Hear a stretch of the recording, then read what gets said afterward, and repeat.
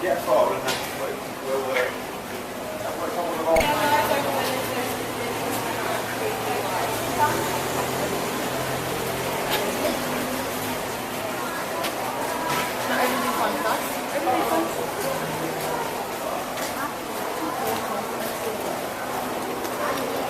In your coastal Australia, so pretty much in your mainland states, and all along the coast, just nowhere in the middle or anything.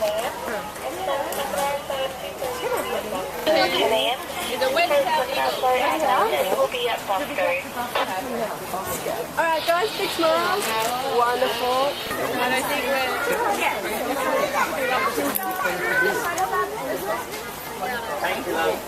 Hey everyone, how are we all? Super fun? Good. Good to hear. Alrighty, well welcome down to one of my favourite spots in the zoo, our Aldabra tortoise enclosure. My name is Jess, I'm one of the reptile keepers here. I've got one of our wonderful volunteers, Heather, helping me out, trying to get the boys in a bit of a position so you can have a closer look at them. 34, age ship. And, 46. I don't know what I'm talking about today. 46. And Jarvis is probably in his mid-50s. We're not too sure of his age. He came to the zoo as an adult tortoise, so we're not 100% sure, but we think mid-50s. So around this age is sexual maturity for them, as I said, a bit teenagers. Now, as their name suggests, these guys are from the Aldabra Atoll, which is around 400 kilometres north of Madagascar on a group of islands called the Seychelles in the Indian Ocean. But I'll fill you in a little bit more about where they live later on. So before I get into this, you don't have a choice, you just have to leave him there until he's ready. Giant tortoises can swim though. They get big air pockets underneath their shell, which makes them buoyant, and then they sort of just bob along. They're made out of, it's just a whole lot thicker on these guys. And covering all of their scoots, they've got dense nerve endings, which means they can feel every touch on the top of their shell. That's why Igloo's sitting here with me right now, because I'm giving him a nice pat. They're very affectionate. And Jarvis, when we weighed him, he was about 180, so he was a bit heavier than this dude. Females, on the other hand, are a lot smaller than the boys. They look like a little beach ball. They're tiny. They don't have the big lumps on the back of their shell either. And this is so, when it comes to breeding for the guys, it makes it a little bit easier for them to mount the girls. Breeding is an incredibly awkward and dangerous activity for tortoises because the underside of their shell, called the plastron, is caved inwards, designed to fit a female shell almost perfectly. But if the guy slightly misjudges his position, he can fall on his back and that will be the death of him. These guys can't get back up by themselves and no other tortoise is going to help them, so it's not the best way to die. As I said, these guys are just reaching sexual maturity though, so out in the wild you're probably looking at a tortoise this size, probably in their mid-60s. These guys have just gotten so big so quickly because they're fed every single day, and their sexual maturity is based on size rather than age.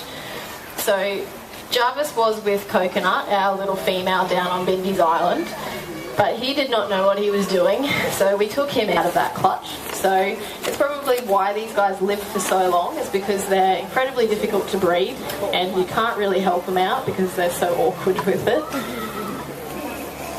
Other than that, males will fight with one another time to time as well. You're going to get some food. They get this part of their planet. Don't have any predators. They're just too big for anything to hunt. Nothing can get them. That was until humans came along though. So in the early 16th century, there were 7 islands in the Indian Ocean that were home to wild tortoises. But by the 18th century, there was only 1 island home to any tortoises at all. And this was due to sailors coming and taking 400 to 500 tortoises at a time and using them for their meat, shells, wildlife products. The tortoises were really easy game for the sailors. As you can see, you can walk straight up to them and give them a pat. They just walked up, picked them up. What is the name of this? That's a water dragon.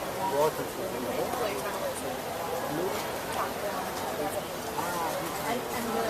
Good. Yeah, that's right. Yeah. Aggie. I love this. Is it like a... Hello, I'm going to put your flashlight at the back. Turn around. Oh, you okay? Los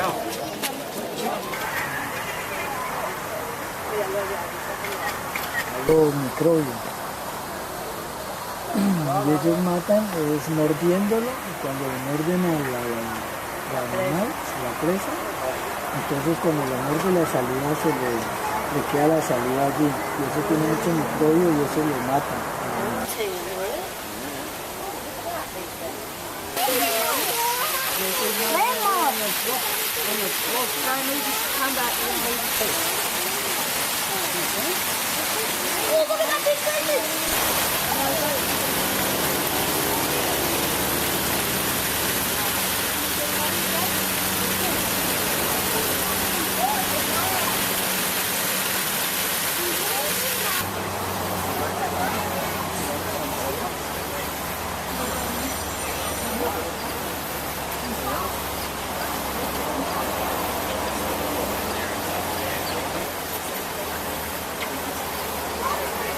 There they are. What are they doing?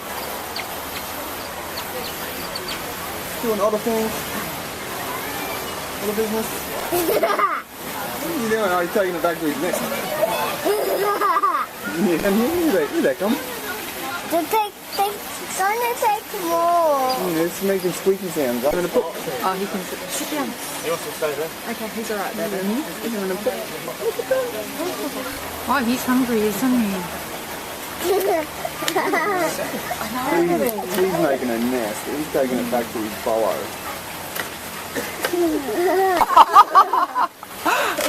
Look at him. So many. Is it butt with him? Oh, yeah. Oh, you can see them, they're just there. Did it?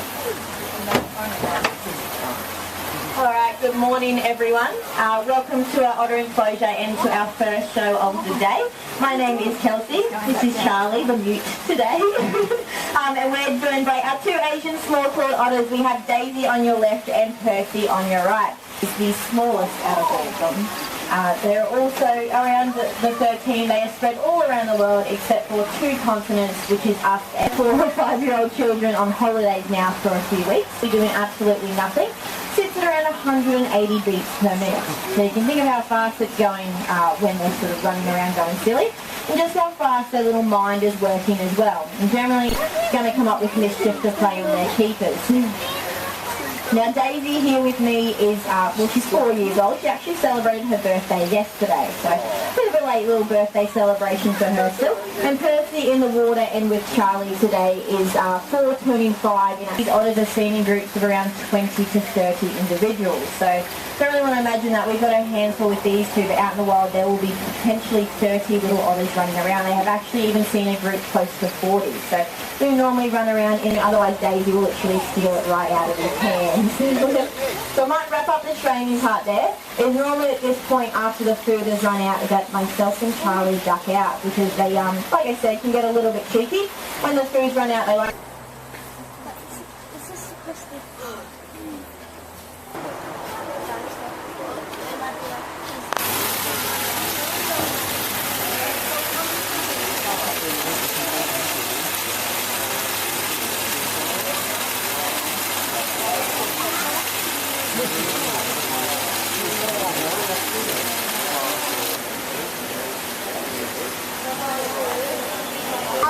Just make our way through all the way around.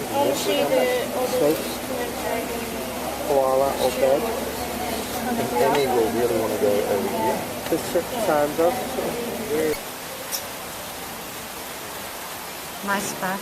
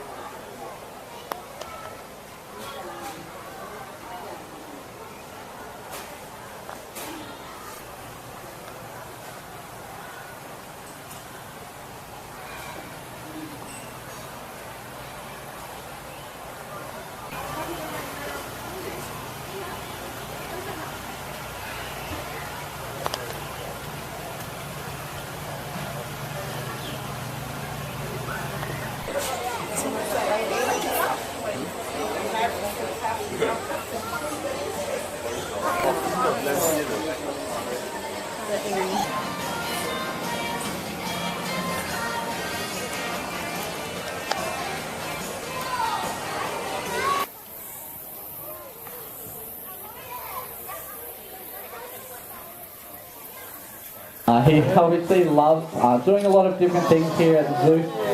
We actually had Hunter out on a walk this morning, so we obviously work hands-on with our tigers. Because Hunter was born and hand-raised here at the zoo, we've been around him since the moment that he was born. So he knows us from the moment they're born, before they even open their eyes. Especially Hunter, is give him eye drops. Having a hands-on relationship with Hunter every morning when we get in, after he gets his big breakfast. Obviously, we don't go anywhere near him while he's got his breakfast, you could well imagine. We get him out of his night enclosure, we give him his bottle, and we're able to give him eye drops to keep those eyes nice and healthy. So with this hands-on relationship, as I mentioned, we can do a lot of different medical checks with our tigers every single day. So you can see Kath there asking straight into you guys here is how we might be able to take blood from our tigers. So tigers have a large vein that runs on the inside of their leg. And what Kath is doing for Hunter, this awesome relationship with him we do.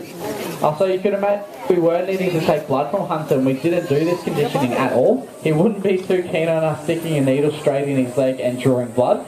So it's important we do in his eyes and his ears. You might have noticed Cass there lifting Hunter's tail. That is a way we might be able to take Hunter here to get a few large carnivore toys flown in from the States. And the tigers, as you can see, absolutely have such fun with it. Hunter especially, so this is one of Hunter's favourite toys. He actually might see him kicking it around. It actually gets a bit of air sometimes too. But this is a prime example of how amazing Hunter is. So remember, he has the same noise every single day Hunter's in this enclosure. He knows that there's something different in the pool. So obviously, Kath's throwing the ball into the water made a bit of a splashdown. So you can see Hunter locating that, knowing exactly where it is. And Hunter's even smart enough, if he doesn't feel like going into the pool, he'll just wait for the ball to come to him. Good boy, buddy. And there you go. So Hunter probably won't into the pool. You can see two tigers absolutely love the water. So out in the wild, they use it for a number of different reasons. Mainly, especially here at Australia Zoo, they use it to cool themselves down. So we're really privileged at the zoo that we have just over 2.5 acres of land just for our tigers, and we actually have about 10 office land closures out the back. All of them are different and Sumatran tigers here at Australia Zoo. So Sumatran tigers are critically endangered timber, paper and furniture products as well. So next time you are doing your next shot, you're buying your toilet or your printing paper, just look for the recycle. Asking in the question, purchasing a little bit smarter in your day-to-day life, you're all save Sumatran tigers, and we definitely appreciate that. Obviously Hunter's wild cousins do as well. So Hunter's obviously going to probably continue in the pool there, playing with one of his favourite toys. We will look to get those ropes down at the front of the... Our feet in our personal space bubble, his favourite spot. He even catches mosquitoes off our legs sometimes. Oh. Yeah, so he's a good little bird.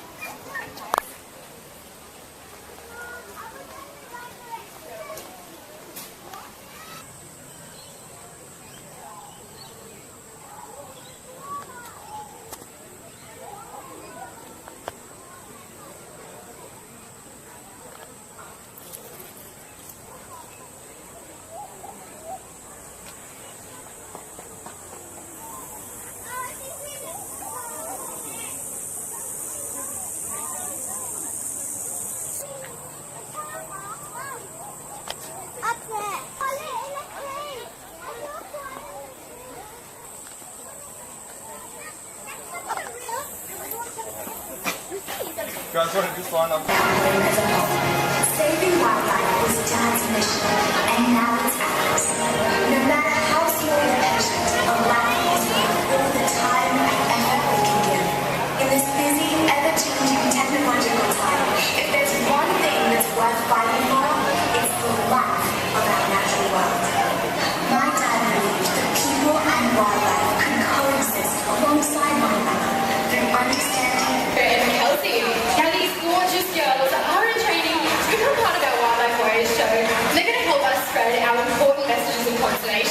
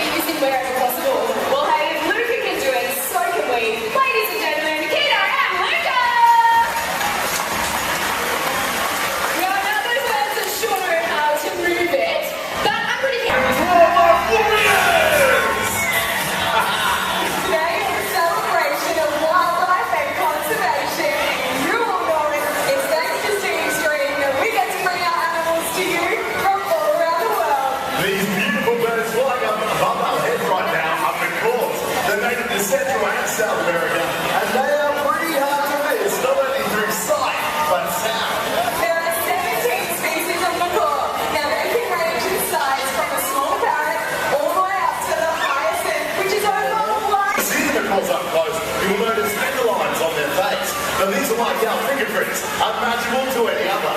However, it's because of that beauty that people are still stealing them from the forest and selling them as pets.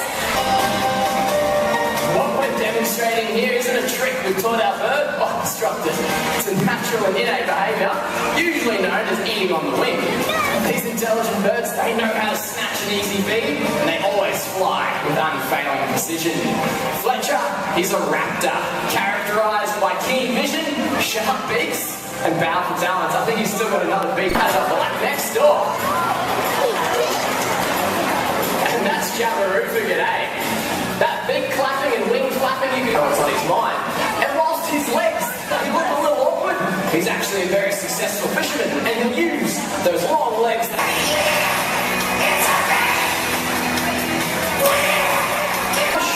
No birds. Too true, Luke. Worldwide, habitat loss is the biggest threat to the survival of our gorgeous wildlife. So make it friends today, whoever you are.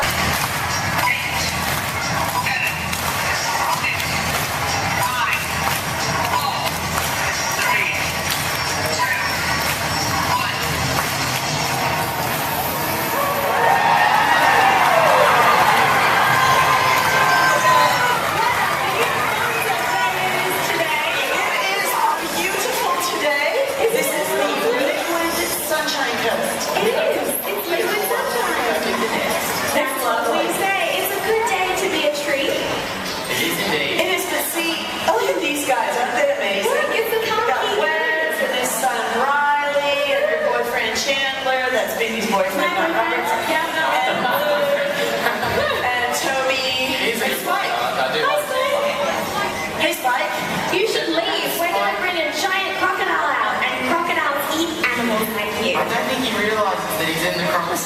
And the bird show's over. It's not a safe place for a bird. Okay, just a quick disclaimer, this is a wild bird. No, this is not our bird. But the bird show is over. Yeah, nevertheless. So fly away.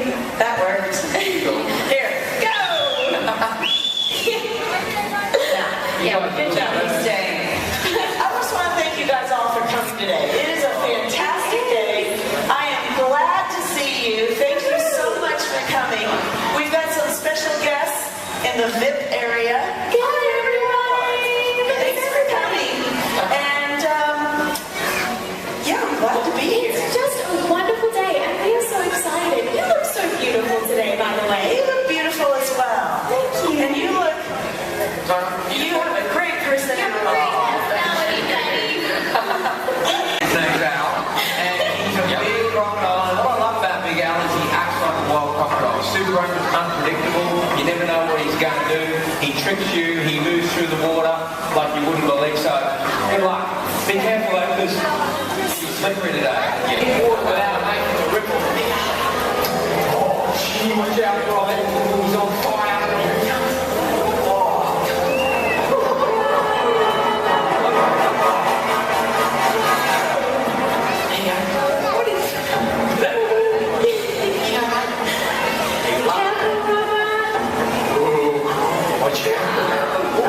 This is terrifying. Good boy.